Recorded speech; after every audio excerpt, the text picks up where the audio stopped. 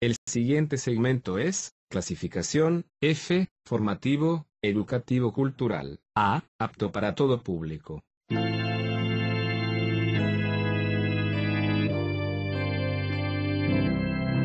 Bienvenido a Hora de Estudio Bíblico con nuestro maestro el Dr. Lehman Strauss. Este estudio es el resultado del tiempo personal con el Señor, el ministerio pastoral y la experiencia en conferencias bíblicas del Dr. Lehman Strauss. Él nos instruye y alienta con la enseñanza de la palabra de Dios. Ahora, el Dr. Strauss. Hola queridos amigos, estamos avanzando por Daniel capítulo 2. En el programa anterior comenzábamos este comentario de este capítulo fascinante que nos presenta una profecía asombrosa de parte de Dios. Fue un sueño profético revelado a Nabucodonosor que luego Dios le dio el sueño y la interpretación a Daniel. Luego que Dios le dio la interpretación a Daniel, lo vemos allí en versículos 19 al 23, dedicado a la alabanza a Dios. La oración, es decir, las palabras que conformaron la oración no las tenemos registradas, pero el versículo 19 nos dice que Daniel pidió a Dios que le diera a conocer el sueño del rey y su interpretación. Dios contestó la oración de Daniel. Daniel había orado con fe y cuando Dios le concedió su pedido, inmediatamente alabó y glorificó a Dios. Y su alabanza comenzó diciendo que el nombre de Dios debe ser bendito eternamente. Si cualquier hombre tiene verdadera sabiduría, mi amigo, su única fuente es Dios. Una de las grandes lecciones que todos nosotros deberíamos aprender de este capítulo es el hecho de que, aunque Dios está siempre listo para revelar las cosas profundas de sus hijos o a sus hijos, Él se rehúsa a revelarse a sí mismo a cualquiera, Debemos tener una actitud espiritual hacia Dios y hacia su palabra. ¿Sabe por qué? Primera de Corintios 2:14 dice, porque el hombre natural no percibe las cosas que son del Espíritu de Dios. Y en Mateo 11:25 el Señor dijo, te alabo Padre, Señor del cielo y de la tierra, porque escondiste estas cosas de los sabios y de los entendidos y las revelaste a los niños. Uno debe tener una actitud espiritual que fluye de una vida espiritual para comprender las cosas profundas de Dios. De acuerdo al contexto, Daniel era esa clase de persona. Ahora, avanzando por Daniel 2, versículos 24 al 30, como les decía, vamos a repasar un poco y avanzar después. Observamos que cuando Daniel tuvo la respuesta al misterio del sueño del rey, entonces estuvo preparado para presentarse delante de él. Daniel pasó por una situación similar a José, allá en Génesis 41, y ambos hombres admitían la debilidad humana y señalaron a Dios como el revelador de los secretos proféticos. Frecuentemente y lamentablemente algunos de nosotros perdemos estas oportunidades para glorificar a Dios. Cuando descubrimos alguna verdad en la Biblia, entonces la enseñamos como si nosotros la hubiésemos escrito. Decíamos en el programa anterior, ¿cuándo los mortales vivientes daremos a Dios la gloria y el honor que solo Él se merece? Recordemos en todo momento que hay un Dios en los cielos que revela los secretos. Ahora, no es sencillo para ninguno de nosotros escapar al pecado del orgullo intelectual. Tenga cuidado, debo tener cuidado. La Biblia dice en Proverbios 16:12, ¿has visto a hombre sabio en su propia opinión? Más esperanza hay del necio que de él. Gracias a Dios que Daniel no era orgulloso, él le dio la gloria a Dios, y así Dios declaró el sueño y su interpretación a Daniel. En versículos 31 al 35 vemos que Daniel tuvo la oportunidad de comunicar el sueño y su interpretación al rey Nabucodonosor. Estos 5 versículos, 31 al 35, traen a la luz exactamente lo que Nabucodonosor había soñado. Uno puede imaginar un poco el nerviosismo que prevalecía en la corte del rey cuando se corrió la voz de que Daniel declararía el sueño. Con habilidad él repasó los puntos principales del sueño, se refirió a la gran estatua y luego comenzó la interpretación. La Escritura dice que era una gran estatua, en tamaño pero también en brillo, suponemos, porque tenía el esplendoroso brillo de los metales. La estatua era la imagen de un hombre, cuyas características pasan rápidamente ante los ojos del rey. La cabeza de la estatua, ¿lo recuerda? ¿Ha leído Daniel capítulo 2? Bueno, la cabeza de la estatua era de oro puro, el torso y los brazos de plata, su vientre y sus muslos de bronce, sus piernas de hierro y sus pies partes de hierro y parte de barro cocido. Aparentemente no había movimiento en la estatua, pero a pesar de eso, este coloso metálico era muy impresionante. Además dijimos que podemos observar cómo va declinando el valor de los metales. Primero era oro, luego plata, más abajo bronce, después hierro. Luego, bastante dramáticamente, aparece una piedra cortada no con manos, es decir, no era obra de hombre sino de Dios, y allí entró en acción. La piedra fue cayendo y la piedra golpeó directamente los pies de hierro y de arcilla con tal fuerza que toda la estatua se partió en pedazos. Los metales fueron reducidos a polvo y no se encontraron después rastros de ellos. El sueño y la visión profética llegaron al clímax cuando la piedra que destruyó la imagen fue creciendo en proporciones gigantescas hasta convertirse en un gran monte, una gran montaña que ocupaba toda la tierra. Pero todo esto tuvo su significado profético, así que vamos a continuar observando el capítulo 2. En los versículos 37 al 45 tenemos los detalles del sueño. Y Daniel comenzó hablando con respeto al rey, sabiendo que hasta ese momento él era el más grande de los monarcas terrenales. Daniel en su momento le llamó Rey de Reyes en el versículo 37. Luego le dijo directamente que su éxito como rey se debía al Dios de Israel, el único Dios verdadero y a quien él llamaba el Dios del cielo. Lo que le estaba diciendo al rey era que su capacidad para gobernar y resolver los problemas con la gloria resultante de tal gobierno no procedían del rey en sí ni de los dioses de Babilonia. Era todo obra del Dios del cielo, el Dios de Israel.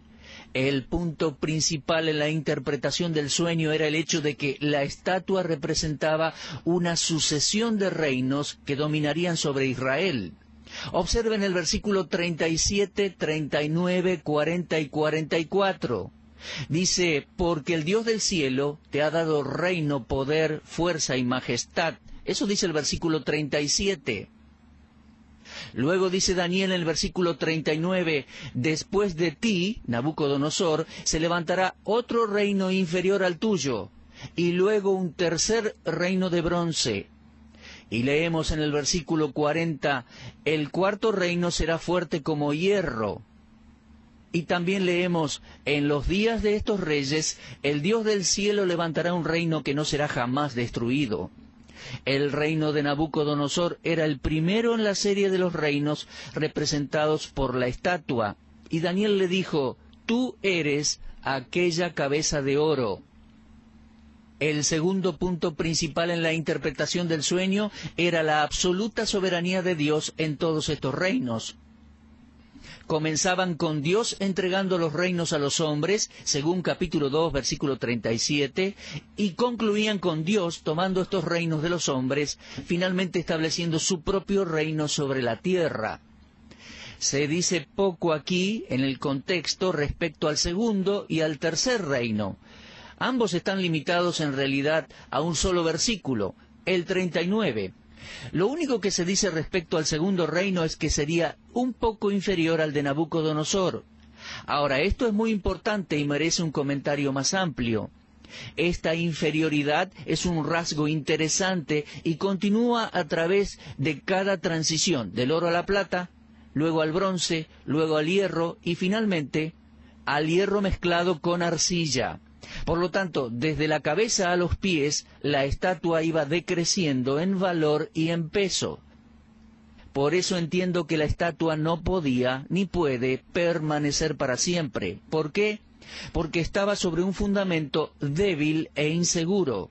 Sus pies eran de hierro mezclado con barro cocido, con arcilla. ¿Lo imagina?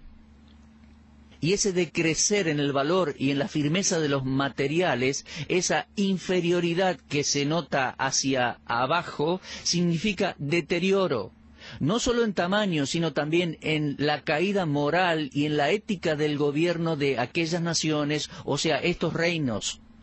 Ningún poder de los gentiles será lo suficientemente fuerte como para controlar a la creciente y rebelde población mundial.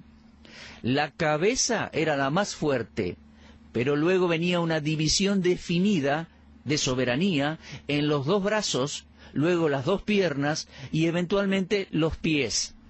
Ahora bien, el primer reino dijimos Nabucodonosor, Babilonia.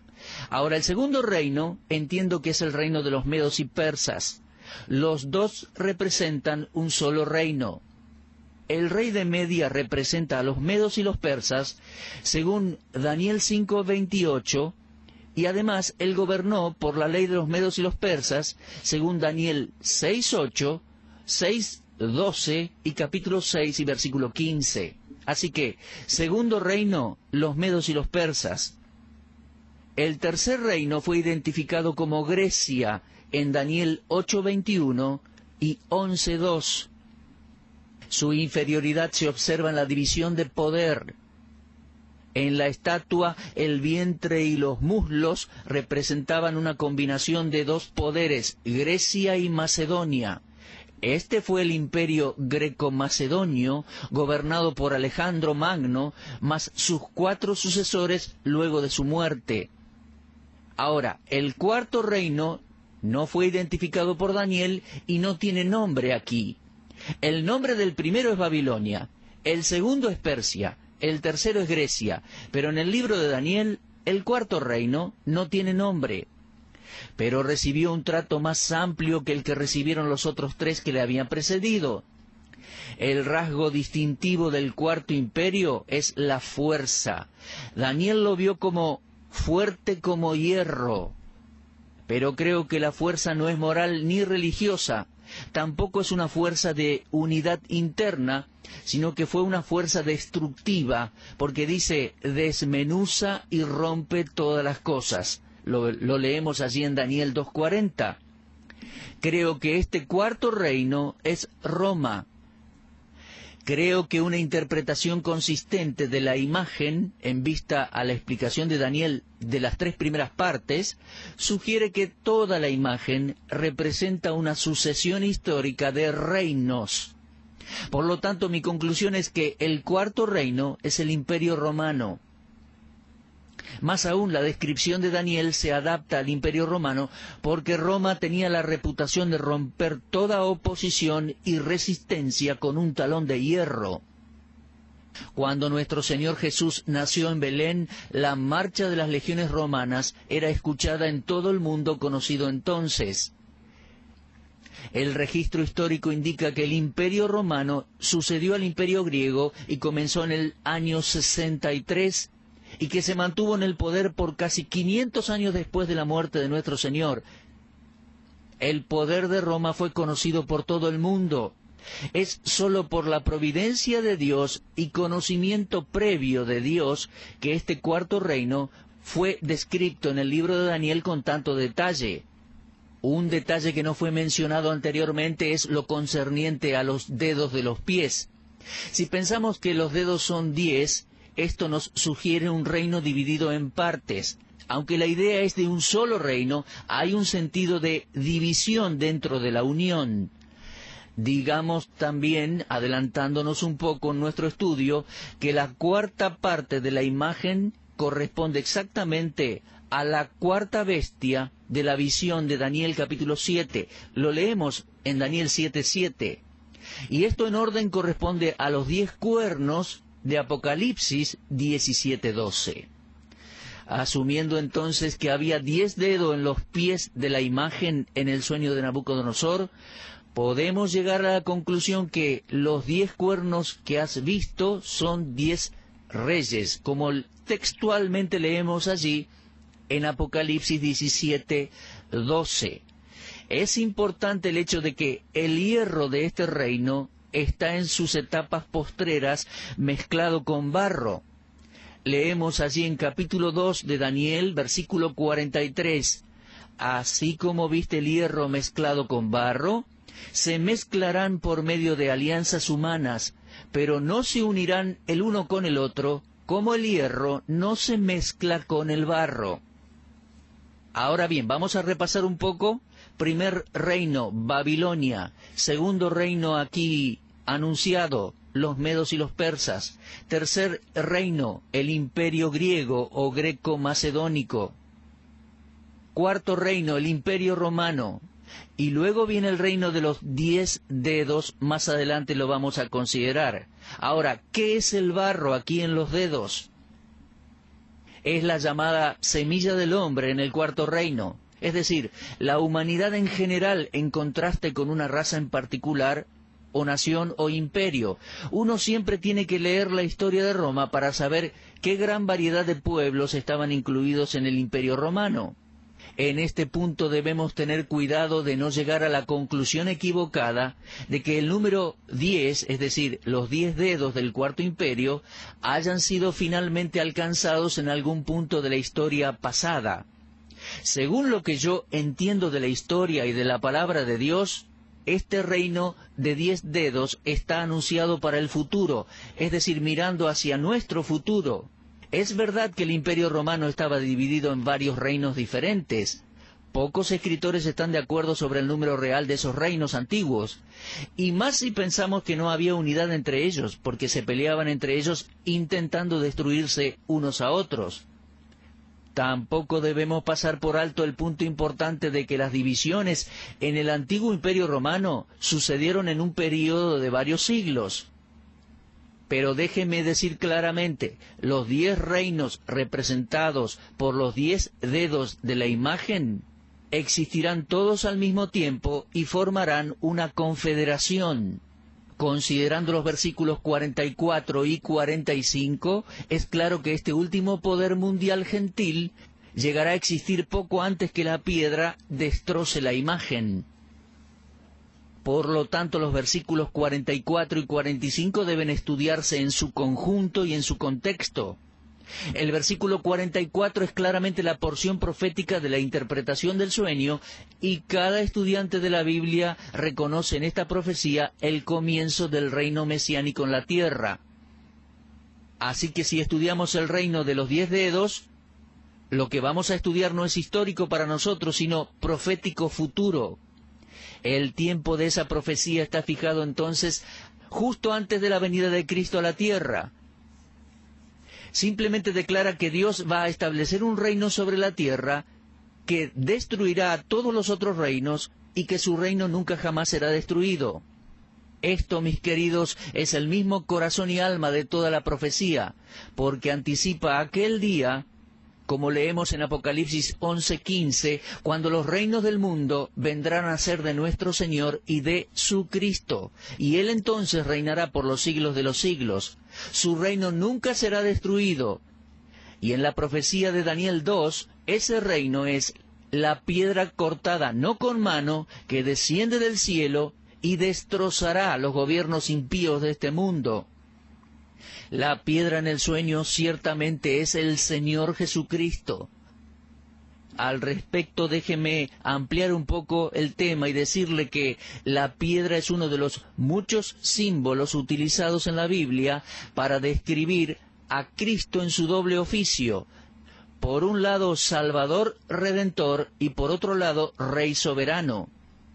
La piedra es de origen sobrenatural, recuérdelo. Lo leímos en versículos 34 y 35. Cortada no con mano. Y eso me parece que hace referencia a los milagros de la concepción de Cristo y de su nacimiento virginal, de mamá virgen. En Isaías 28:16 leemos: Por tanto, Jehová el Señor dice así: He aquí, yo he puesto en Sión por fundamento una piedra probada, angular, preciosa, de cimiento estable, el que creyere no se apresure. Sí, mis amigos, la piedra en la imagen de Daniel capítulo 2, cortada no por manos humanas, no es otro sino Dios el Hijo Eterno, concebido sobrenaturalmente y nacido de la Virgen María. Pero está claro que la piedra todavía no ha caído sobre la gran imagen y no lo hará hasta que el poder mundial sea puesto en posesión de las masas representadas por la imagen completa. No pierda de vista el hecho de que el juicio no está limitado a las piernas, a los pies, a los dedos de la imagen. El golpe de la piedra en los pies derribará a toda la imagen, según leemos en el versículo 45. Dice, la cual desmenuzó el hierro, el bronce, el barro, la plata y el oro. Déjeme decirle que en el principio el gobierno de Babilonia era autocrático. Luego vino el imperio de los medos y los persas, era oligárquico. Después vino el imperio romano, era imperialista. Pero claro queda que el gobierno del fin de los tiempos será democrático, un gobierno del pueblo. Ahora, el gobierno del pueblo puede parecernos en este día la mejor forma de gobierno, pero con el correr del tiempo probará ser un fracaso total. Hoy en día podemos ver el deterioro de las sociedades democráticas, el deterioro espiritual, a causa del pecado de los hombres. Todas las razas, religiones, sociedades claman para que sus derechos sean escuchados. Nuestra forma democrática de gobierno está condenada a sucumbir de acuerdo a la palabra de Dios. Esto no es palabra o ocurrencia política de hombres, no. La palabra de Dios dice que sucumbirá junto con las otras formas de gobierno. ¿Y qué resultará de todo esto en el futuro? Todos darán lugar a una teocracia, el gobierno de Dios hecho hombre. Le digo una vez más, el hombre no puede sobrevivir bajo la democracia porque es el gobierno del hombre, y éste ha demostrado que es incapaz de gobernarse a sí mismo a causa de sus pecados. Lo que necesitamos a nivel individual y mundial es una teocracia, el gobierno de Dios. Por lo tanto, mi amigo, la piedra simboliza la persona del Señor Jesucristo. Me refiero a la piedra que cae aquí, en Daniel capítulo 2, caerá en el futuro. Ahora, note el versículo 45. Hay una gran afirmación allí, dice, el sueño es verdadero y fiel su interpretación. Resumiendo, podemos decir que el sueño presenta un panorama profético de los tiempos de los gentiles que incluye su principio, su duración y su fin. Es sin duda uno de los períodos más importantes de las escrituras proféticas. En este tiempo Dios trata con los gentiles por medio de la sucesión de 4 grandes poderes mundiales, comenzando desde la cautividad babilónica, cuando Jerusalén fue destruida por Nabucodonosor. Daniel 2 presentó ese comienzo. Proféticamente anunciaba el transcurso y también la consumación de ese período. El transcurso era el imperio babilónico, los medos y los persas, los griegos, los romanos, el reino futuro unido de 10 dedos, y el fin será el gobierno de la roca. La consumación del tiempo de los gentiles será manifiesta al final de la tribulación, cuando Jesucristo regrese a la tierra para reinar. Realmente es una profecía maravillosa, mis queridos oyentes, y debe ser examinada seriamente por cada estudiante de la palabra de Dios. Ahora bien, antes de avanzar hacia los últimos versículos del capítulo 2 y en los últimos momentos de nuestro programa hoy, debemos considerar la forma final del poder gentil al momento del regreso de Cristo. Creo que la forma final del poder gentil será una consecuencia del resurgimiento final del Imperio Romano, que es el Cuarto Imperio. El surgimiento gradual de un sistema romano ha influenciado a todo el mundo en lo religioso, lo intelectual y lo político. Pero este no es un nuevo sistema, sino que es el sistema más antiguo en la historia humana, fácilmente identificado por el nombre. Descubrimos su comienzo en Génesis 10:10, allí se le llamó el reino de Babel. En realidad los tiempos de los gentiles comenzaron con Nabucodonosor, pero el reino de Babilonia es anterior a él. y el sistema de Babilonia es visto al fin de los tiempos, resurgiendo del Cuarto Imperio, y que la Biblia le llama en Apocalipsis 17:5 Babilonia la Grande. Bueno, mis queridos, asombrosamente la profecía de Daniel capítulo 2 anunciaba los imperios que dominarían sobre Israel. Babilonia, medos y persas, Grecia, Roma, finalmente 10 reinos unidos por alianzas humanas, y luego de ellos vendrá la roca. Algunos cambios drásticos se avecinan en el mundo. La venida del Señor Jesucristo se acerca y nosotros vamos a ser testigos del final de los poderes gentiles gobernando sobre el mundo entero. Regresando como roca, el Señor Jesucristo se hará cargo del gobierno del mundo entero. La esperanza del cristiano está en el Señor Jesucristo. Él nos vendrá a buscar para llevarnos al cielo en el arrebatamiento, sí, pero la esperanza de este mundo está en la persona de Cristo. Él regresará para establecer justos juicios y un justo reino teocrático, el reino de Dios, el reino del Mesías en la tierra. Gloria sea a nuestro Dios que revela las cosas de manera magistral, anticipadamente y con detalles sorprendentes que a través de los siglos vemos cómo se han ido cumpliendo de manera precisa y asombrosa. Bueno, llegamos al final de este programa y vamos a avanzar en nuestro próximo programa, si Dios lo permite, al capítulo 3. Le recomiendo que lo lea por anticipado para comprender mejor lo que pretendemos comunicar ministrando la palabra de Dios. Muchas gracias, Dios le bendiga, será hasta nuestro próximo encuentro. Usted estuvo escuchando Hora de Estudio Bíblico con el maestro el doctor Lehmann Strauss. Si desea escuchar una vez más este mensaje, visite nuestra página en la internet www.bbnradio.org. Le dejamos la invitación para que el día de mañana nos acompañe aquí, en este mismo horario y punto del dial. Hora de Estudio Bíblico es una producción de BBN.